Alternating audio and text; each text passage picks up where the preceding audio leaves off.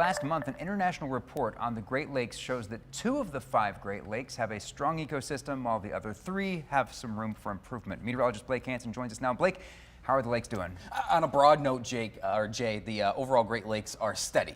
But there's still a lot of room for improvement as we go over the next few years, especially when we talk about the challenges some of the Great Lakes ecosystem brings. Now, every 3 years, the governments of the United States and Canada release a State of the Great Lakes report, highlighting the status and trends of ecosystem health across the Great Lakes. Now, the entirety of the Great Lakes, as I just mentioned, the J, was assessed as fair and unchanging. However, individually, Lake Superior and Huron were given a good assessment for its ecosystem. Lake Michigan and Ontario were considered fair, and Lake Erie's ecosystem considered poor. Now, Lake Superior and Lake Huron, they are considered fair or good because of their coastal wetlands and then also the reduction in nutrients that allows for its watershed to be healthy. Now, all of this is measured on 9 questions, ranging from, well, can we drink the water across each individual lake, or can we swim at the beaches, even to the point, are the lakes supporting healthy wetlands? Now, the bottom line for Lake Michigan, the lake that we border, the good news is that its habitat supports a wide array of plants and animals,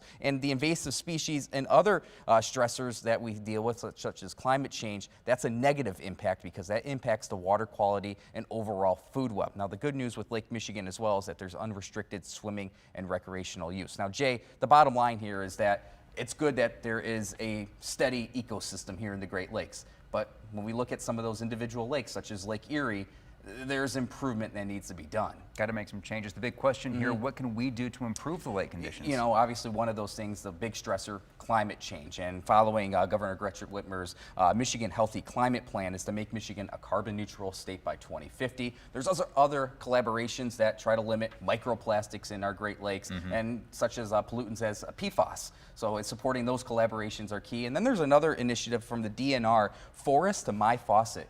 Our ecosystem is connected, Jay, from the forest to the water itself, and those forests are really important, and the DNR is trying to plant over 800,000 trees across the Great Lakes to support a healthier ecosystem for each individual lake. Always good to hear about more trees being planted. Very interesting. Blake, thank you.